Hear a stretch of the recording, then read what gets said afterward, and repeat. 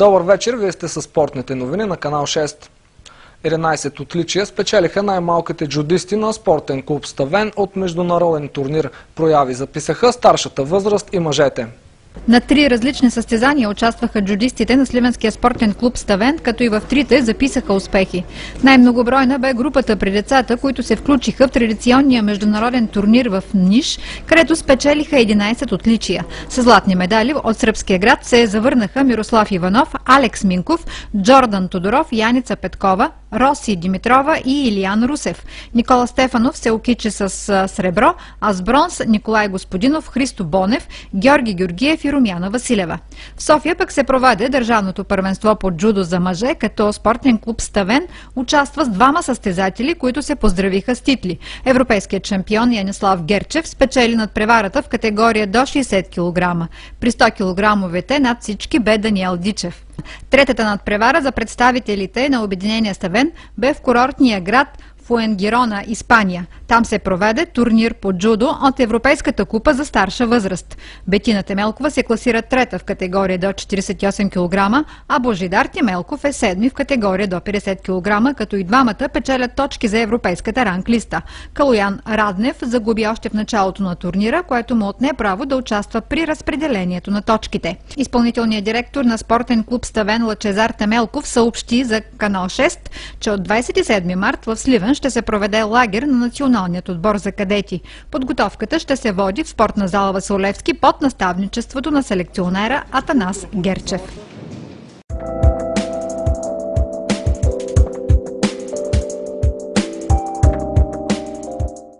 ОФК Сливен и Добруджа не се победиха. Двата съперника завършиха при нулево равенство в Добрич.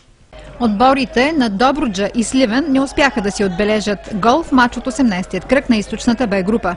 Равностойно бе първото полувреме, а двата тима нямаха ситуации за гол. След почивката домакините доминираха на терена, но не успяха да се възползват от създадените си възможности. Най-чистото положение за Сливен бе в края на срещата, когато влезлият като резерва Пламен Димитров не успя да се разпише и с това да изведе съотборниците си до победата.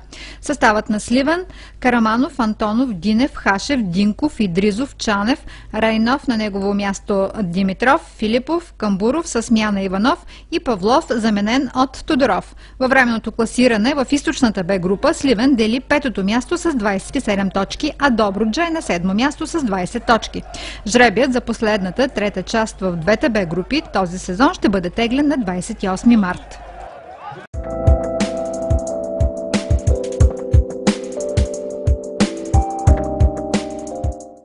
Отборите на ПМГ, хуманитарната гимназия и на 12-то училище се класираха за зоналното първенство по баскетбол от програмата на ученическите игри.